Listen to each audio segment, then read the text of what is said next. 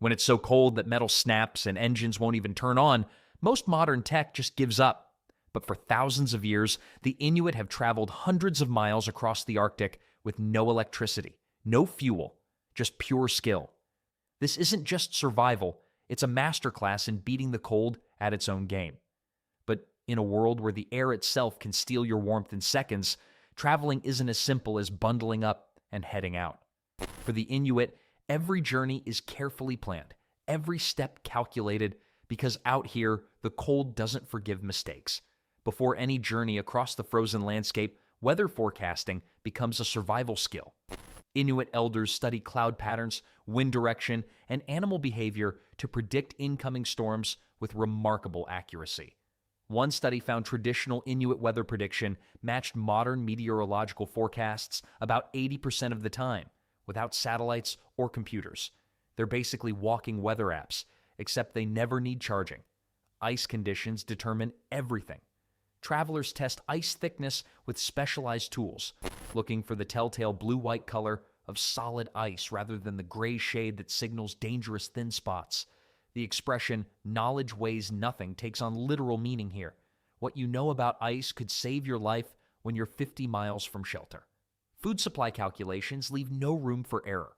A typical 3-day journey requires about 7 pounds of nutrient-dense food per person, primarily fatty meats that provide maximum calories with minimum weight.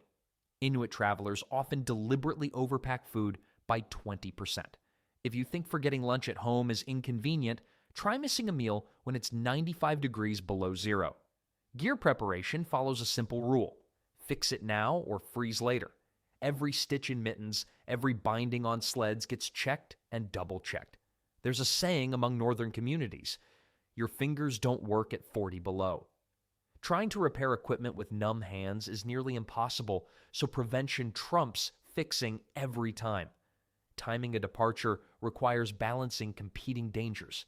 Leave too early in winter and you travel in complete darkness. Too late and spring's unpredictable storms become threats. The sweet spot typically falls between February and April, when daylight has returned, but temperatures remain stable enough to keep snow conditions consistent. The final decision to travel never rests with the inexperienced. Community elders evaluate all factors, drawing on generations of accumulated wisdom.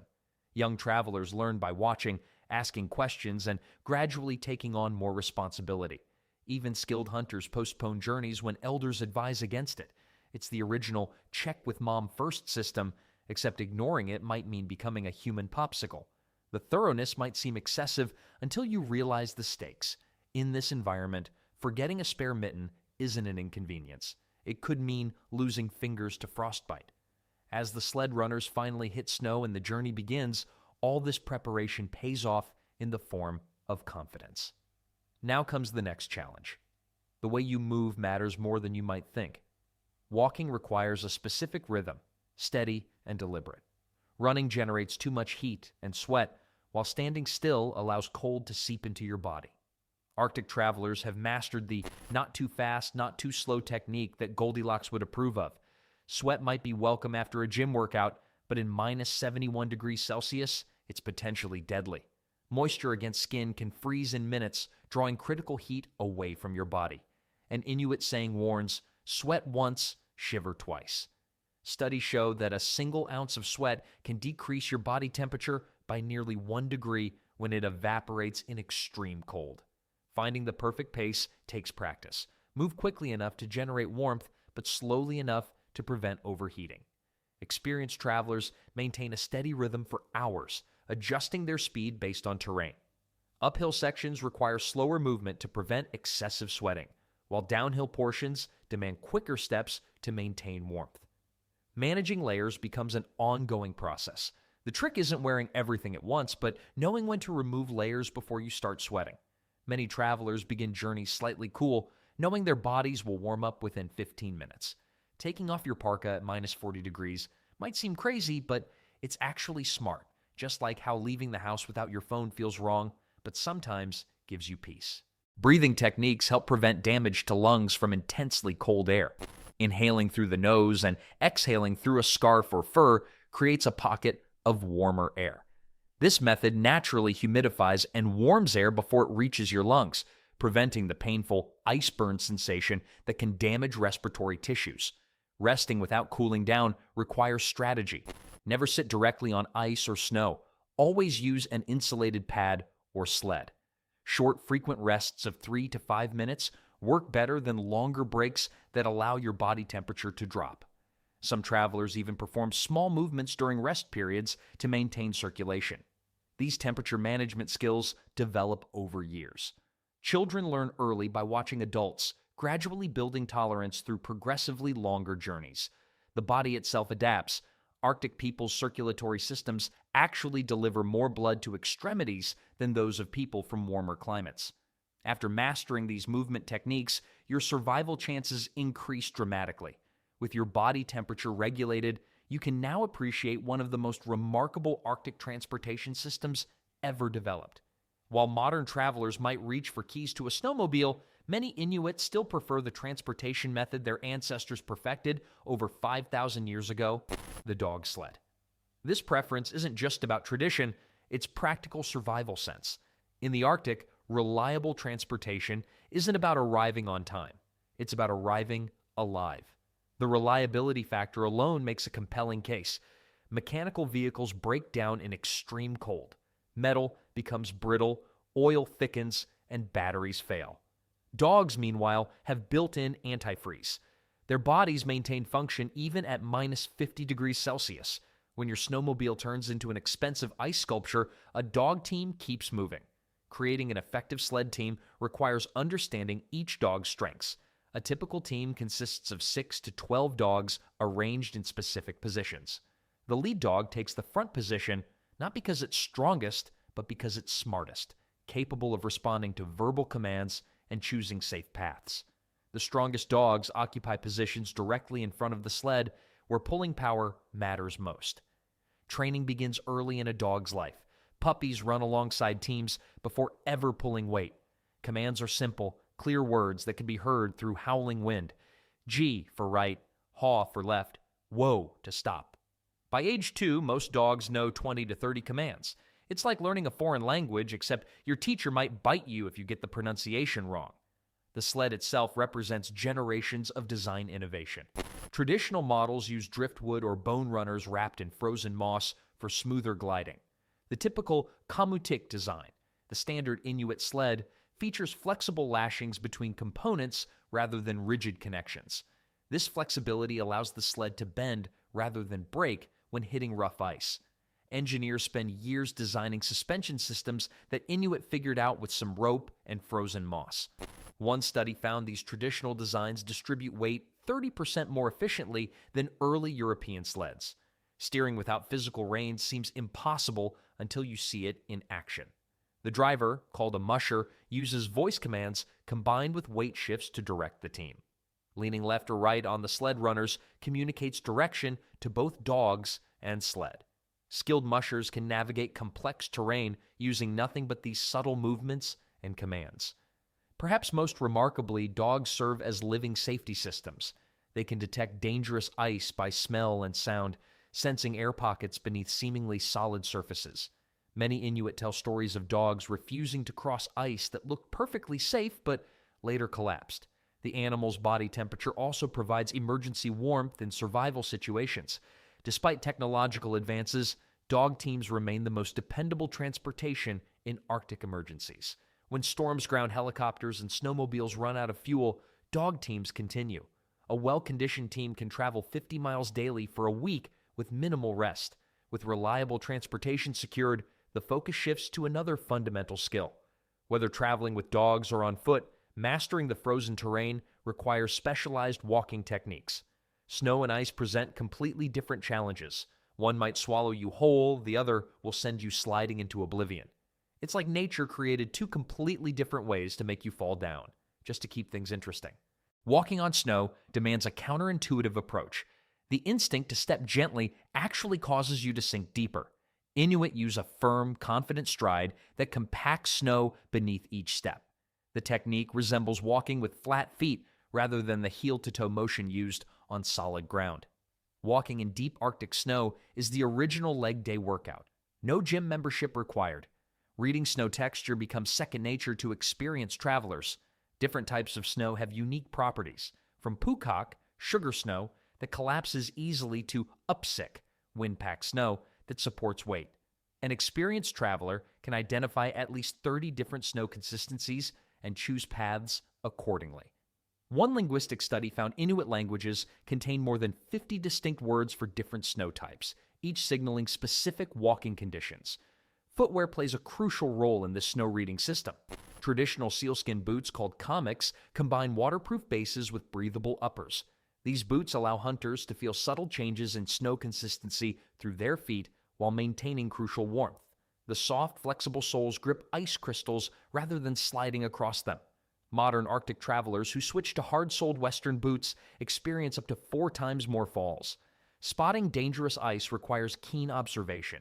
Safe ice appears blue-white with consistent coloration, while thin areas display grayish tints or subtle ripple patterns.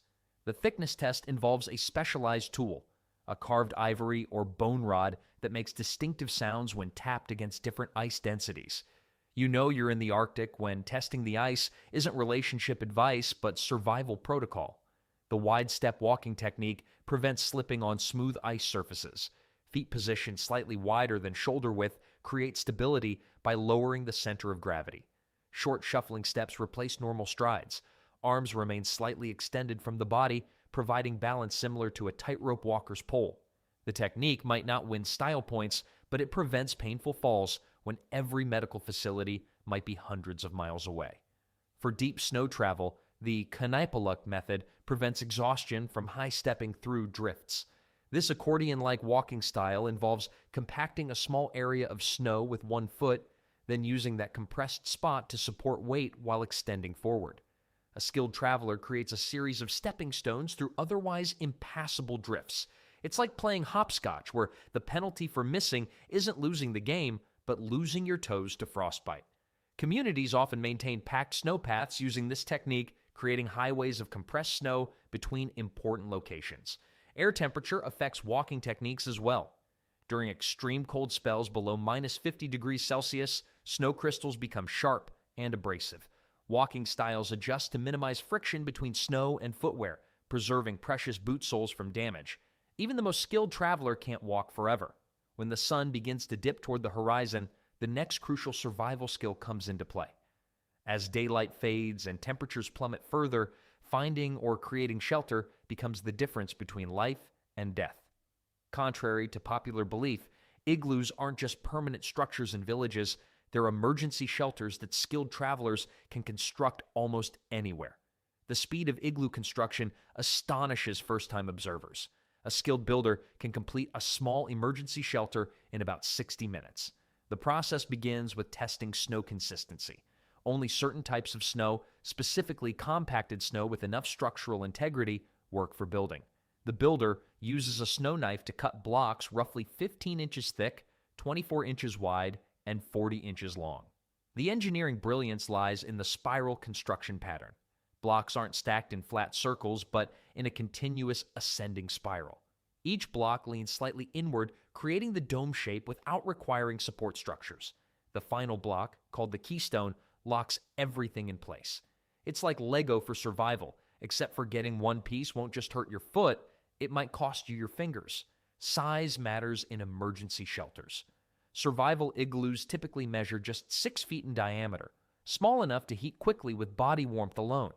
Interior temperatures can reach 32 degrees Fahrenheit even when outside temperatures hit -55 degrees Fahrenheit. This 47-degree temperature differential comes from the insulating properties of snow and the dome shape that circulates warm air efficiently. When snow conditions aren't right for igloos, wind-blocking alternatives come into play.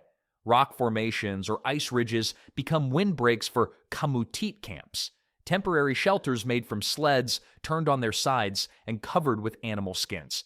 These shelters take just 15 minutes to construct but provide critical protection from wind chill, which can make -40 degrees feel like -70 degrees. The secret to staying warm inside any temporary shelter involves proper insulation from the ground. Direct contact with snow or ice drains body heat rapidly through conduction. Travelers use caribou hides with hollow hair fibers that trap air and provide remarkable insulation. Research shows these natural materials outperform many modern sleeping pads, with R values exceeding 5, comparable to expensive synthetic alternatives. Cooking inside temporary shelters requires specialized techniques. Small Quillic lamps, shallow stone dishes filled with rendered animal fat provide both light and cooking heat without creating dangerous smoke. The flat wicked flame generates surprising amounts of heat while consuming minimal fuel. These ancient stoves won't make a gourmet meal, but they'll keep you from becoming a gourmet meal for scavengers. Most impressive is how these temporary shelters leave virtually no trace when abandoned. The structures either melt naturally or can be quickly dismantled, reflecting a deeply ingrained respect for the environment. Nothing is wasted, nothing is left behind, a survival principle that extends to every aspect of Arctic travel. After a night of rest in these ingenious shelters, travelers face their next challenge at dawn. Finding your way across seemingly featureless expanses of ice and snow demands remarkable observational skills. In landscapes where getting lost means almost certain death, Inuit navigation techniques represent some of the most sophisticated direction-finding methods ever developed. Unlike your smartphone's navigation app, recalculating route in the Arctic isn't followed by a minor inconvenience, it's followed by writing your will in the snow. Snowdrifts serve as natural compasses for experienced travelers. Wind consistently blows from the same direction in many Arctic regions, creating telltale patterns in the snow called sastrugi. These wave-like formations point perpendicular to prevailing winds. By memorizing local wind patterns, travelers can determine direction simply by noting the angle of these snow waves. Mother Nature's GPS system never needs charging, though the user manual is considerably longer. The sun provides crucial directional information even during the abbreviated daylight hours of winter.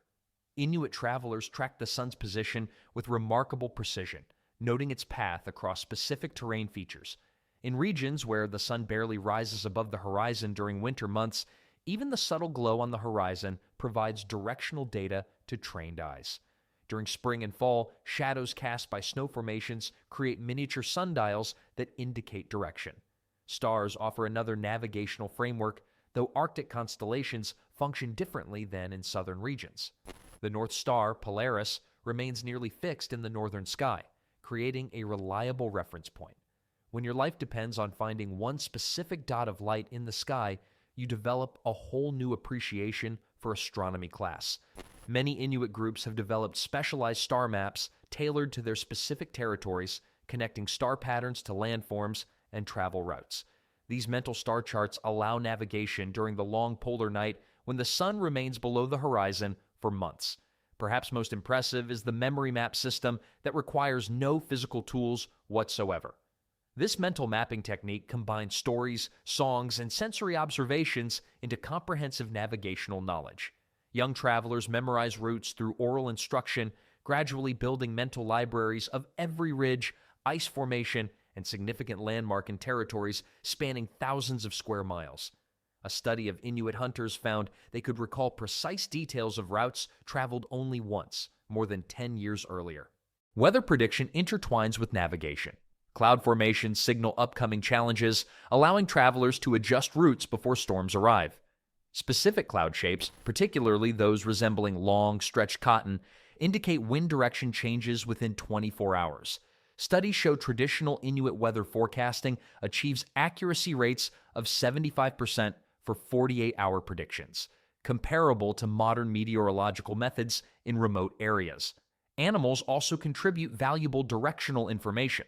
Certain bird migration patterns follow north-south axes, while polar bear tracks typically lead toward seal hunting grounds near open water. Following polar bear tracks might seem counterintuitive since meeting one isn't exactly on most travel itineraries, but their hunting paths often lead to the most efficient routes across ice. When visibility drops to zero during whiteouts, conditions where blowing snow creates complete disorientation, tactile navigation takes over. Travelers use walking sticks to feel for subtle changes in snow texture and elevation. The technique resembles reading Braille with your feet, detecting minute differences in terrain that indicate position and direction. Even with these sophisticated methods, travelers can lose their way. Retracing steps becomes essential, a skill that requires meticulous attention to detail and complete emotional control. Panic leads to disorganized movement and wasted energy. The Inuit saying, "hurry slowly," encapsulates their approach to emergency navigation.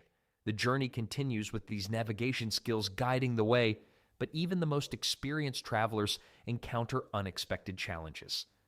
When someone falls through ice, the immediate danger isn't just cold, it's the gasp reflex that causes drowning. Survivors spread arms wide across the ice edge rather than pulling up vertically.